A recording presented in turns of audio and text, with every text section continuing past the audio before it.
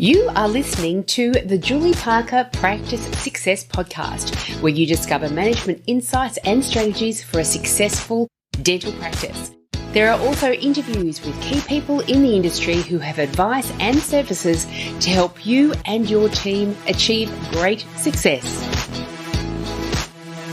Welcome to this week's episode of the Julie Parker Practice Success Podcast, and I've got a great guest with me today, Dr. Cindy Dennis. Cindy is a dentist in rural communities and is doing some magnificent things in making sure there are enough services out in rural communities of dental services for their population. So I'm very excited to speak with you today, Cindy. How are you?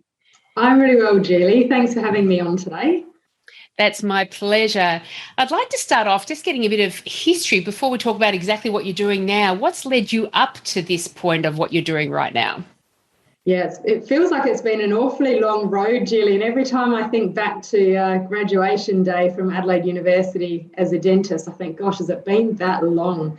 But it really has. And I guess the short story of what's led me up to this point is having been a rural dentist for nearly 20 years and having been a sole practitioner, owner-operator for most of that time. So I took on that responsibility fairly young, fairly fresh out of university and loved it. I was living there, working there, fantastic.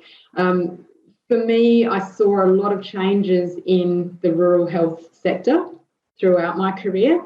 And I got to a point where I'd decided to start having a family. I had some outside interests as well that I wanted to pursue and was really starting to look at how can I not be in the clinic full time. As much as I really enjoyed my work, I really was looking for a bit more balance. And that's where I started to uncover some of the very real challenges that we're now, on the other end of helping to solve.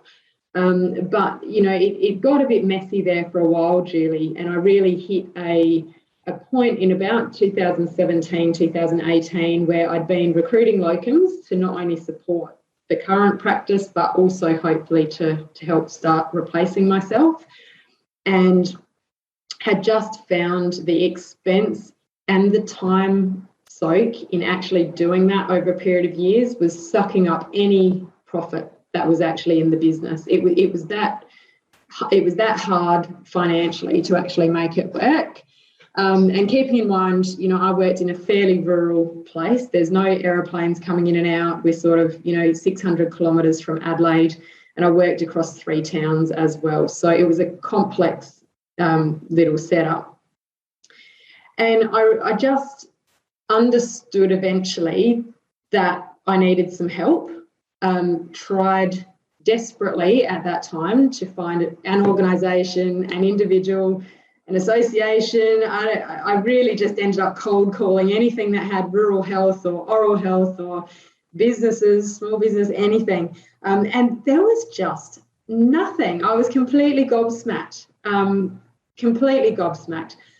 realised that, as small practices in rural areas, we're most often private companies, we're private practice. So we sort of fall through the cracks a bit. We're not eligible for lots of the incentives that are offered to other small businesses. We're assumed to be covered under some health banner generally, yet we're not really under the umbrella of some of the state health initiatives either. And then, of course, for our industry associations, we're often a minority group member.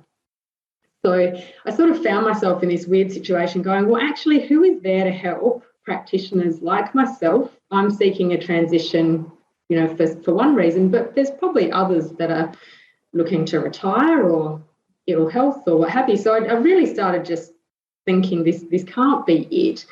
But it really was. That was the situation I was in. So I did make some decisions in 2019 that I couldn't be everything to everybody.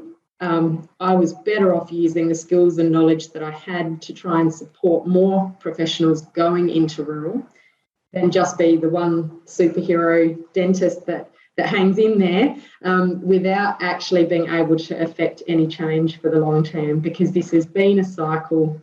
As we know, health professionals in rural, you just can't keep replacing individuals with individuals and know that the system is broken and hope for a different outcome. So that's really why. What was your experience with it? So how difficult was it to find people to come up and assist you in your practice? How long did they stay? What was the group that were actually applying? What were the caliber of that group? Yeah, look, really, really good questions and really varied answers. There was interest, but then I found that people felt entitled to ask for things that they would never, ever ask for in the city. Also, do I get a house? So do I get a car? How am I going? And I'm, we can't, no more than a city practice can justify providing those things for an employee. A rural practice can't either. So there was that was one theme that was fairly strong. And the other thing is that people would come and want to change things. So often the costs of employment and the cost of having a locum there, they'd come for maybe 6 or 12 months, which was fine. But during that time, they'd want special gear or special equipment. So the cost of actually running that practice would increase as well during that period of time.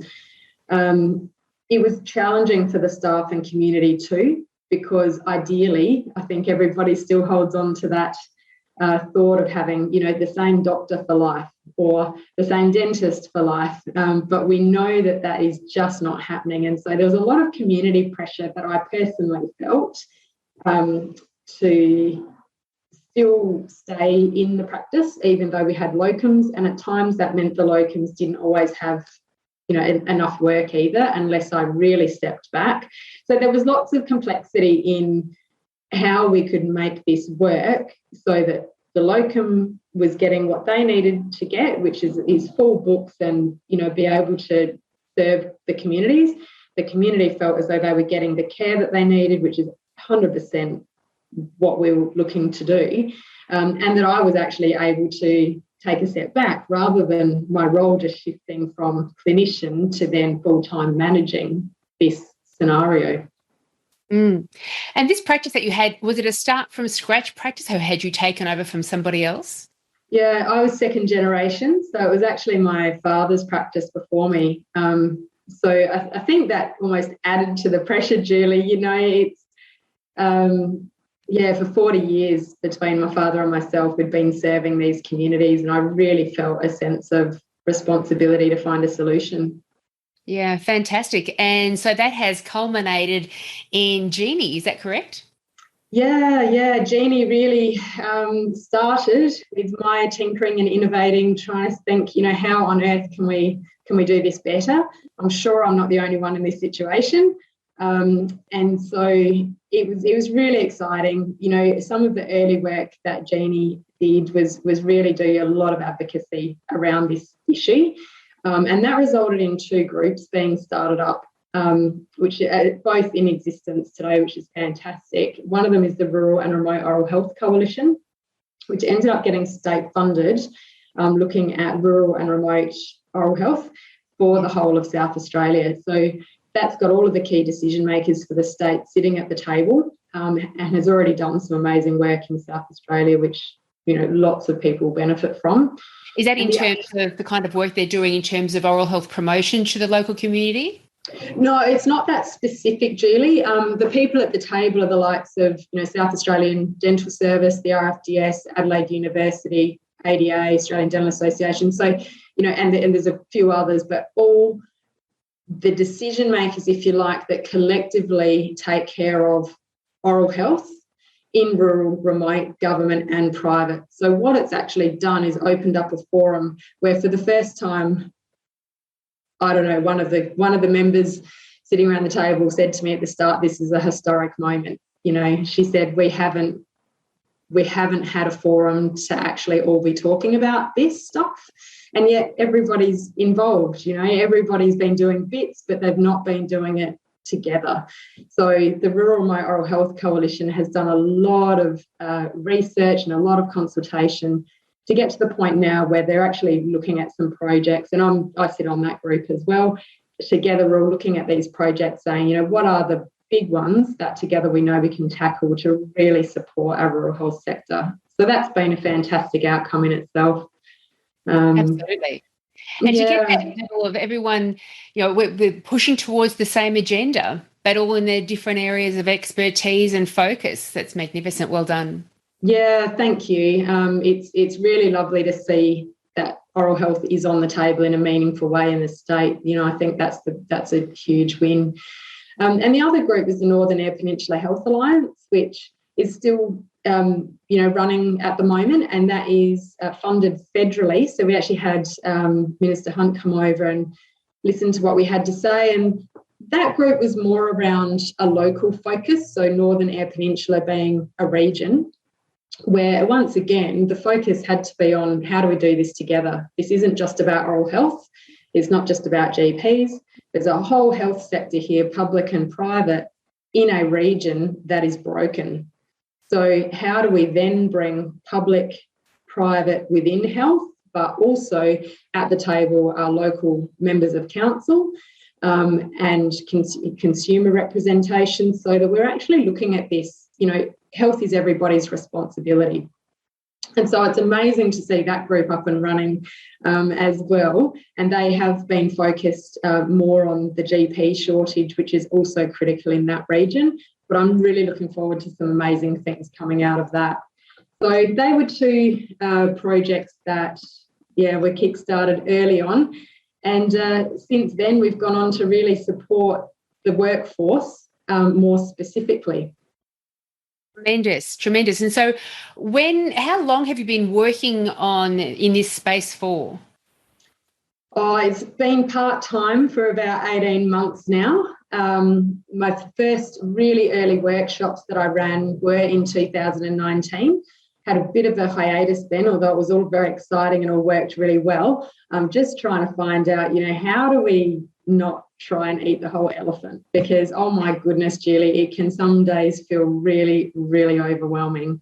But yeah, it's early days, but super excited with what we're doing and the runs on the board thus far.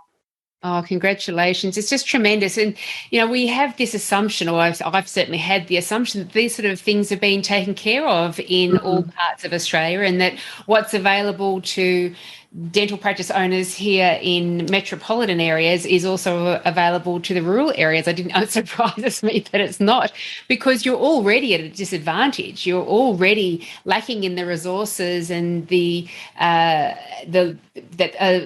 tight location can offer. And so I would have thought that there was more available to the rural areas and a more supportive push towards making sure that all of these health modalities are getting together to make sure the health of the rural areas is being managed well.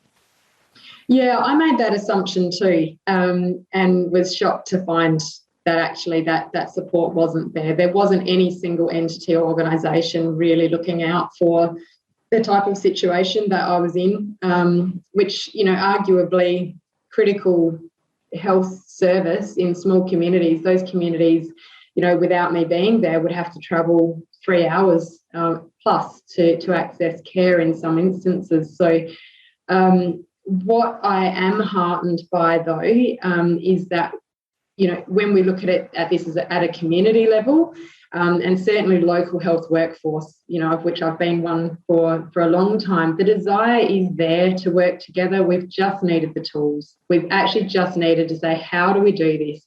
And I think the Rock Group and NEPA are two examples of that. It's like providing that leadership to say, this is actually what we need to do. Here's how we're going to do it.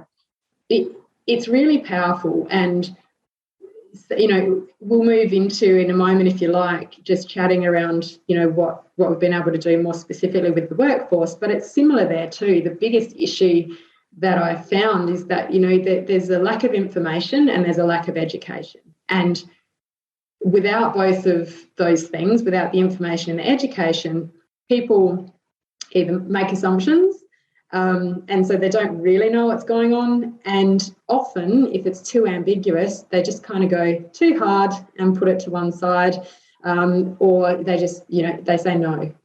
They stop looking at things as being possible. And I guess, I'd like to think that we're starting to break open some of those paradigms. That's tremendous, and really brings some operational actions into play so people know exactly what they're looking at and what they're facing, and how can actually see the opportunity and how it can roll out. So tell us more around that, getting the workforce inside the practices and what Jeanie does. Yeah, well, I started by just testing the water and chatting with some of the student groups actually at the university here in Adelaide, which is where I studied. And what we've realised is that by speaking to oral health professionals, not just as undergraduates, but actually at all stages throughout that workforce pipeline, so education or when we're studying, graduating, and then we then in a job, but we may be still looking really for that good career path and what really fits us. That by speaking to those people, we can actually create a situation where they become fully informed and educated about the rural health sector and the opportunities within it. And that has been a real game changer. So what Jeanie's done is actually used a series of workshops as a method to get that information out. And the workshop series broadly cover the clinical reality of working in rural, personal and lifestyle factors of being in a rural place, and also career opportunities that exist in rural and how to actually go about finding them. So that's been really, really amazing. And our workshops now we've delivered to over 100 students alone, and to oral health, qualified oral health professionals as well. But the statistics kind of speak for themselves, because we've been able to measure people's interest in the rural health sector. And at the start of workshops, and this is generally across the board, we've had say 33% interested to date at the start of the workshop. By the end, there's 83% interested. So we've seen a 50% increase in just the interest in the rural health sector after people learn more about it, which is phenomenal. It is phenomenal, because it really indicates that there's opportunities there that people just are not aware of. 100%, and they're so curious, and I love it, and it makes me just reinvigorates that passion every time when people are just so engaged and, oh my God, I didn't know that, and wow, really? So it's really rewarding to be able to offer this information to other people, which I've just grown up with and inherently known, but really bridging that gap, because it just opens up these amazing opportunities for them in their lives. And can to you think give a couple of examples of those kind of opportunities that they've just simply not been aware of? Yeah, well, I guess it can probably talk about one of the major myths, and that is that rural is a long, long way away. When we're actually looking at where rural is and how collectively, nationally in Australia, we actually classify rural, regional, remote, very remote, there's about 6 different classifications and language that people actually use. So just by understanding the definition of rural, people are going, wow, so I don't have to travel 8 hours to go rural. Wow, there's actually going to be a clinic there and I'm only a 45-minute plane flight from the nearest city. I didn't know that stuff. They just don't know this stuff. It's not as isolated as it seems to be. Not at all. And, when after the workshops, of those that are interested in rural, we've had about 70% of those people put up their hand and say, yep, we actually want to come and do an experience with you and actually find out for ourselves what this is like. And so the experiences have been amazing. We've had 98% of people that have come on our experiences actually go on to take on rural careers. So, for me, I'm getting goosebumps even saying it. They've either gone on to actively seek clinical positions, or they've chosen to spend a part of their time actively contributing to benefiting the rural health sector. And, for me, that just shows us that this is totally doable. So the experiences have been awesome.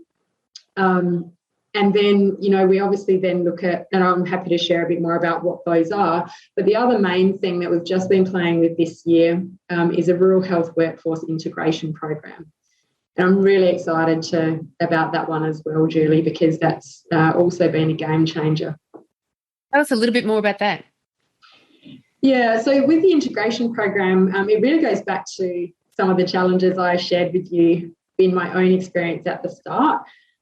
So much pressure as an owner and a dentist, not only to be a clinical mentor for somebody that joins your practice, but also, and I think more so in rural areas, there's also the need to provide a level of social support, personal support, help new residents find friendships and, social things to do and actually bed into their career with you. So that happens at the new grad level, but it also happens at any time, anywhere that you go new, it takes a while to settle in. So that process happens or not organically, usually. But what Jeanie's done is we've created an actual roadmap, if you like, and we're offering a more structured approach to that integration. So really taking the pressure off the employer and the employee, but making sure that both parties have their key needs met in that first 12 months. So things like travel time and allowances, housing, opportunities for continuing professional development. And, we've just had, there's some things on my website about some people that have done the integration program this year, and they have just absolutely loved it. And the most exciting bit for me is it's taken all that pressure off, given both parties what they've needed to thrive, and then they can actually deliver their services to rural communities, which is actually what this is all about, help the workforce thrive and they can do their best work.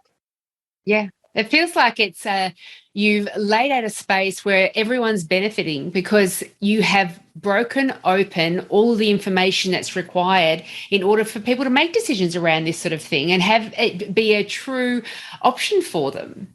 Yeah, 100%. I mean, and that, the philosophical part around all of this is really making sure, and I've really tried to make sure that everything I do is in a safe space. We're not talking about surface level, I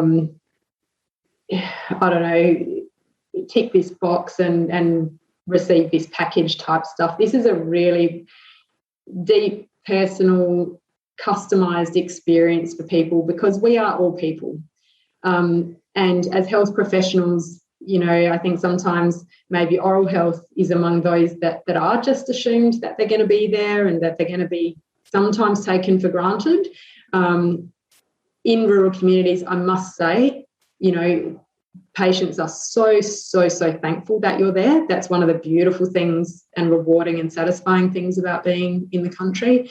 But all the same, it's sometimes the workforce is forgotten. And really having the workforce understand this is a safe space and they can thrive and have an amazing career in a rural area, even just for a period of time. Doesn't have to be a lifetime. That's another thing people sometimes kind of go, I don't want to relocate forever. Well, you don't have to really have some amazing impact. Or just with your success rate of how 90+%, once they go out and have that experience, they end up staying there to whatever degree, having an impact on the oral health of the area. It removes that fear that the rural option is a compromised option. Yeah. Absolutely not. This is an option where you can thrive. Yeah, and you know what? It's sometimes a better option. I mean, that's the bit that it's almost like I've got this little secret that I just want to tell everyone about and go, hey guys, did you know there's this whole amazing quality of life for you and your families, if it's the right time and if we find the right place for you. And, just live it up because it's just amazing what's out. Some of these places are just incredible, Julie, and what they offer truly does match, if not surpass, a lot of the other positions that I'm aware of in Metro. So just to the things that are going through my mind as the benefits of living a rural life, let me know if I'm right off the mark or if I'm on track or not, that there is a stronger sense of community around you, that there is less harried busyness, pressure around you, and your space around you in terms of the home that you live in and the land that you live on and the place you work and the land around that, there just seems to be, your eyes are gazing beyond just a few feet away before they can focus on something. Is this the kind of environment that we're talking about? Yeah, absolutely. And what you've touched on there is some of the aspects of the personal and lifestyle, and often rural areas, and I will just say this, I think rural areas don't always promote themselves in the best way. They often just promote the lifestyle, and not everybody wants that lifestyle, or not everybody thinks they want that lifestyle. So I think that we have to talk about this as an ecosystem, and it's not just one thing that you would necessarily look at a rural career opportunity for, but it's a combination of things. And that's where, in the experiences that we run, people really have that opportunity to have a look, meet people, integrate with community, with other health professionals, learn about things that they would not otherwise get access to, and really kind of go, does this fit or doesn't this fit? And for many people, until they actually go and not get the nice little wrapped parcel of how awesome is this with a nice little pink bow, but until they go and get the reality of this is what it means to live here, and this is actually what it looks like, and this is what's here for you, they don't always fully appreciate the things that you just mentioned, because those things are actually the deeper things that are normally overlooked to start with. But the actual depth of quality of life that those things bring to families and to communities, and as a health professional, you just can't buy that stuff. You cannot buy it. And I think especially that sense of community. I do spend some time in Adelaide with another business that I'm involved in, and I know one of my neighbours. And the people there's a couple of people living a few suburbs away, and we're always dropping food at each other's place because we're both from country. So we're sort of just, it's like, this is, living in a rural area, everybody knows everybody. You have that opportunity to develop that deeper connection. And really, at the end of the day, that's what life is about, that's the bit that really counts. And I think that's the space within our souls, our hearts, ourselves, that we don't recognise it's missing, or it has value, or it needs to be there to some degree, until we come across it and live that and go, oh my God, this is more fulfilling, more satisfying than I thought it would be from a more deeper level, as you were mentioning. I think you're spot on. It is scary for me to talk to the students, and I'm talking students from a lot of different educational institutions now. It's not one place or another. It is general. And it's also scary for me to talk with my peers and colleagues who've been out for quite some time, how much pressure there actually is in our profession on individual oral health practitioners. And I'm not talking just dentists either, those that have graduated from BOH or hygiene. And what I've recognised and observed is that we, throughout our careers, and I think it starts in the education space and probably even at school, if I'm honest with myself, that busyness and that focus on study and that sort of one-pointedness, and slowly by bit, our passions give way to our textbooks, and we might not do artwork anymore, which we used to quite enjoy, because we actually don't have enough headspace after a full day in clinic, or any other number, or the exams, the list goes on. So my fear here is that generally we've actually lost the fact that those deeper things that feed our soul are a part of what helps us thrive generally in life. As scary as that's been to sort of observe and see that a lot of people just have just packed all that stuff away somewhere. The amazing thing that I have loved is some of the feedback that we've had from people that have come with us to rural areas and found that bit of themselves again. And when I hear words like life-changing and my future self will thank me, it still sends goosebumps up my spine, because if even one person gets to reconnect with what they truly want through what Jeanie is offering here, my job's done. Magnificent. Gosh, the thing that came really strongly through to me was that you wouldn't normally think a not a career shift, a change of location where you roll out your career, that would be the life-changing thing, but it certainly can be and has been for many people. Yeah, and they often don't realise it until they go. They don't go for that reason. They go and then go, wow, I didn't know that was possible, Fantastic. So when we're talking about the kind of recruitment side of things, are we talking just practitioners? Are you also talking about dental assistants and receptionists? Where's the scope? Yeah, so I have actually had dental assistants. I've had overseas trained dentists. I've had hygiene students and Bachelor of Oral Health students all be a part of their workshops and all a part of the experiences. So the results have been the same. So I am more focused on oral health practitioners at the moment because, again, then elephant's a pretty big animal. So you have to start somewhere. But certainly the exciting bit for me is that what we're doing actually works and is transferable to other team members as well.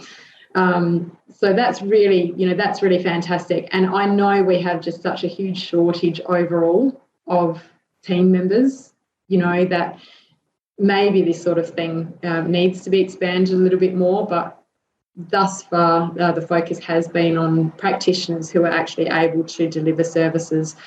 And that's mainly driven by the absolute need for those services in communities. Yeah.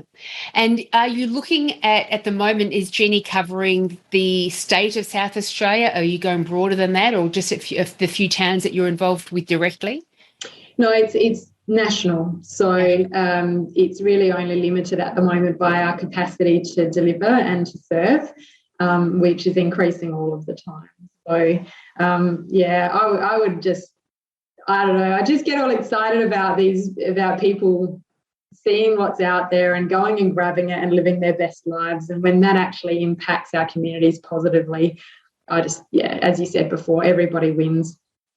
For sure. And if you're a younger dentist, there's different demographics that would suit beautifully well. If you're a younger dentist, there's no time like the present, because you haven't yet got into practice ownership yourself, and that's going to be a long-term commitment if you're going to go down that path. You haven't yet aligned yourself with one particular practice possibly where you're going to roll out your career there.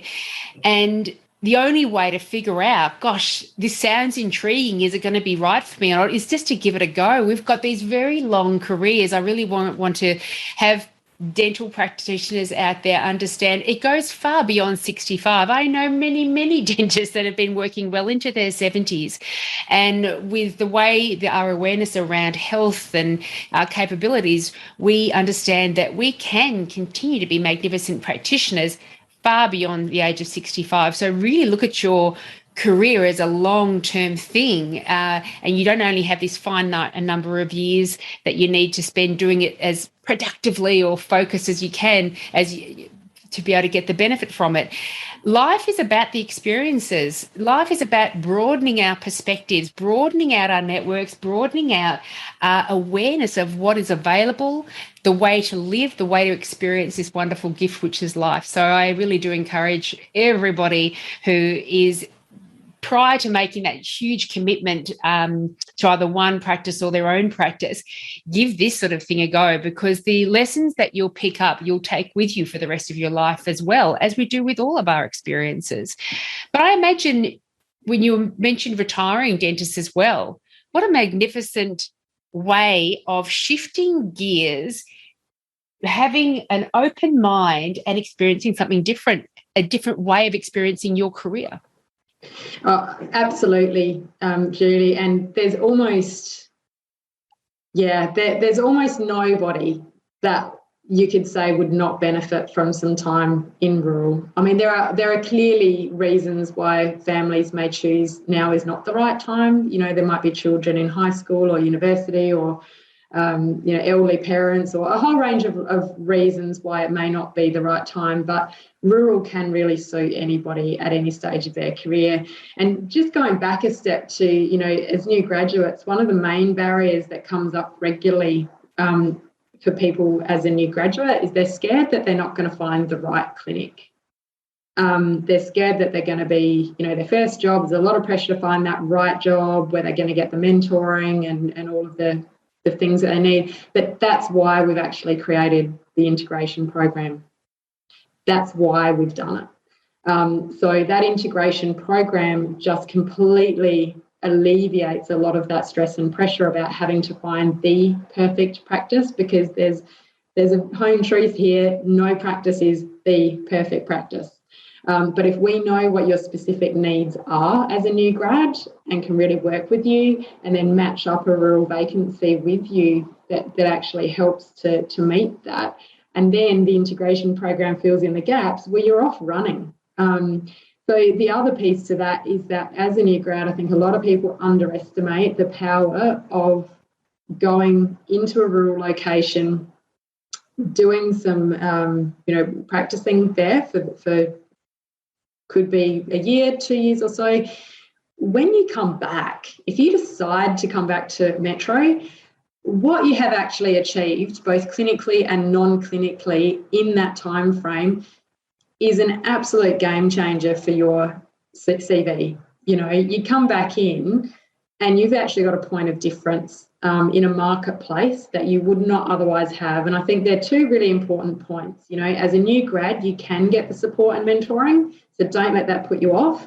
But also, you're positioning yourself, as you said, your career is long. You may not want to be in rural your entire life, but why not do some good for others while you're also doing good for yourself, and actually paving some really smart steps toward your career in oral health.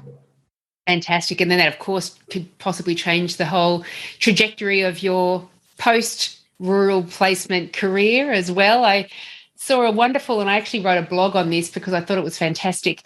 I was looking into the concept of, I overestimated what I could get done in 1 year and underestimated what I could get done in a decade. And I thought, but we all make these grand plans, or in 10 years, I'll be a squillionaire and I'll be in the perfect home with the perfect everything around me.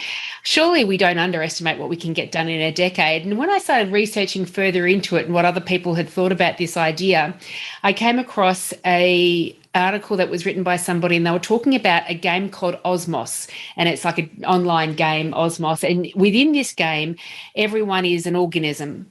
And you're an organism floating around this medium, and you're bumping into other organisms, some which are smaller than you. And if you bump into one that's smaller than you, then you kind of take them on and you gobble them up and you become a little bit bigger. But if you bump into one that's bigger than you, they gobble you up and your game's over. And the take this guy had in his article was just wonderful for me. It really helped me understand that whole concept. Why can't we properly assess what we can achieve in a decade? And that's because as we're this organism moving around, taking on challenges, overcoming them, therefore getting bigger and growing, and then we start bumping into the other organisms that used to be bigger than us, but now we recognize we're bigger than them and we are capable of so much more. So it's very difficult to think to ourselves, where do I want to be when I'm 60, 70 years into my career? It's always been a very challenging thing for many people to really identify what that path is going to look like. And that's because we have no idea who we're going to be then, what we're capable of. I think it would blow our mind to understand what we're capable of in 10 years. And having this rural experience is one of those things, you'd be gobbling up a whole bunch of smaller organisms, and developing an experience and an awareness and building of skills that will change the way you approach your career and what you can achieve from that point forward. Yeah, you're spot on, Julie. And the hardest bit in all of this is articulating it, and you've just done a really good job. It's, people say, why do I want to go rural? It's like, because of all of that, it really is something money can't buy. It ends up being a life choice for a period of time or a lifetime that is really just so rewarding and has so many benefits to it. What's really fascinating to me, and, disclosure here, my partner works for SA Health and he's currently in Fiji on a COVID response team. So he's sort of, getting deployed to support Fiji. But that's one example which I've often thought of, where we, as Australians, often volunteer overseas. We often think about countries being worse off than what we are, without acknowledging that we've actually got some of this hardship that's, in our own backyard, literally. And it just, I don't know why sometimes it just doesn't get there. It doesn't get the airtime, and maybe it's not as glamorous, maybe it's not as sexy to say, I went to so-and-so, but I'm sure that, there is so much that we can do collectively, and that is the bit. We've got to do it together. We can't, this is not an individual race. This has to be something that there's enough people wanting change for it to actually take effect. I know that when I've looked at Facebook forums, there haven't been that many of them, but whenever the topic does come up of going overseas and doing some dentistry over there to help areas that are really desperate, there's always a lot of activity on those forums. There's always a lot of interest from all members of the dental team on those forums. And so I think that is also tapping into a great resource and a great opportunity for those people who really do want to do some good. And there are so many different reasons why people do become dentists. And one of the big reasons are they want to do good. They want to have an impact. They want to improve the life of people around them. Yeah, absolutely. We're health professionals because we care and we want to serve others, first and foremost. So, yeah, agree with that for sure. Well, these webinar workshops, this might be something that people would, is this a great way of them getting a feel for what's going on and getting a true understanding of how they could use this as a path in their career? Yeah, it's a really good start, Julie. And at this stage, the best thing for people to do is to just go to my website and express their interest through the contacts page. There are webinars running regularly, so it's really just a case of making contact and making sure that we're hooking people up with a webinar that they are interested in. We're also doing them for where we're featuring practices in rural that actually have vacancies as well. So they're good for practices that are looking as well as people that are actually seeking out positions. So, yeah, happy to cater for that, no problem. Fantastic. So the website is Jeanie, JEANIE, global.com.au. Yes. And then go straight to the contact page and request information. I will make sure all the links are in the show notes for people to be able to gain access to that at their leisure. Thank you so much for coming on to the Julie Parker Practice Success podcast and telling me about, and all of us about, Jeanie and what is rolling out rurally to make sure that what we are assuming does come true, that everyone is being looked after from a health perspective, and that there are great opportunities out there for practitioners of health as well. Was there anything else that you wanted to leave us with, Cindy? Oh, no, look, I just think, Julie, it's wonderful what you're doing too, and actually really supporting some of these initiatives to get word out there, because, I'm clearly passionate about this, and I know that there are lots and lots of rural communities and rural practices that are just, waiting for people to understand what's there for them. So, yeah, really appreciate the time on your show today, and, really looking forward to what's next steps. It'll be exciting. I'll be following your track, that's for sure. I'll be making sure I keep up abreast of the whole thing. Thank you so very much, Cindy, and I wish you all the best of luck. Thanks, Julie. Hey, if you enjoyed listening to this episode, you should join the club. The club members receive an online lunch and learn every week where I share insights, systems, and strategies to improve the success of your practice. These lunch and learns could not be easier. They are recording so you can watch them at a time that suits you. Members also have full access to the library of all of our past topics. There's a powerful and effective way to upskill your team. I hope to see you there.